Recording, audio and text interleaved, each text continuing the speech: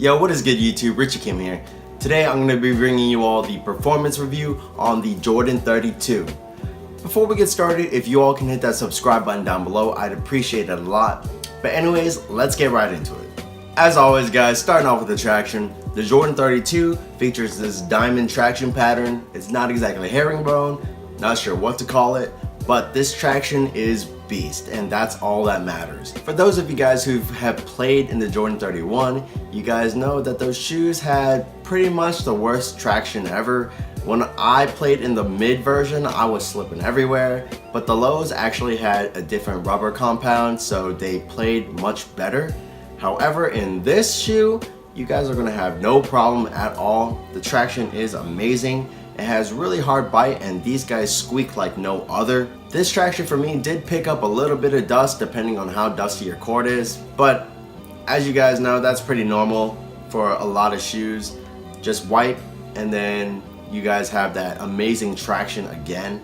I had no problem at all with this traction. I think this traction is beast. For traction on the Jordan 32, I would give it a 9 out of 10. Moving on to the cushion, the Jordan 32 features like a Phylon carrier with unlocked zoom in the forefoot and regular zoom in the heel. I love the way zoom feels in a basketball shoe. It gives you a nice, decently springy ride, but gives you a lot of impact protection as well. And in this shoe, the cushion is amazing. I wish a lot of Nike / Jordan branded shoes all used a combination of this type of cushion setup. Unlock zoom in the forefoot, zoom in the heel. For me personally, it's everything that I want in a shoe, at least cushion wise. If you guys are a fan of Zoom Air, you guys are gonna like the way that it's implemented in the shoe, hands down. For cushion in the shoe, I would give it a 9 out of 10.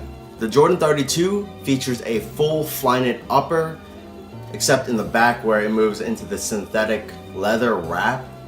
And the Flyknit on here is amazing. It is pure Flyknit, so it feels super nice on foot.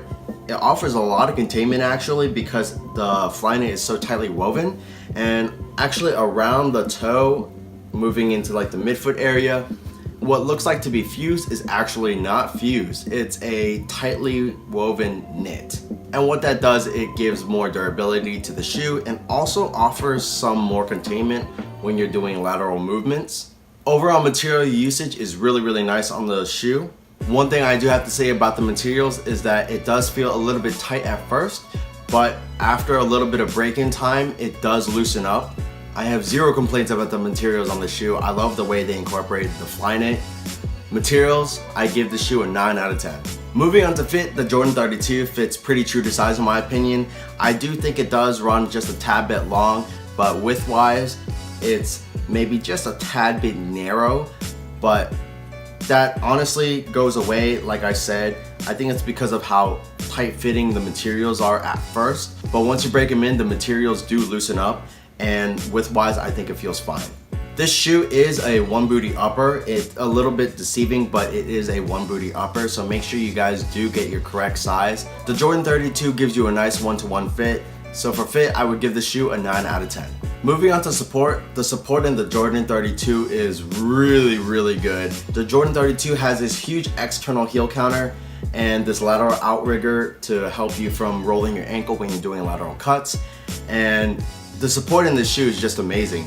I had no heel slippage, no side-to-side movement on the footbed, and I felt like my ankle was super secure in the shoe.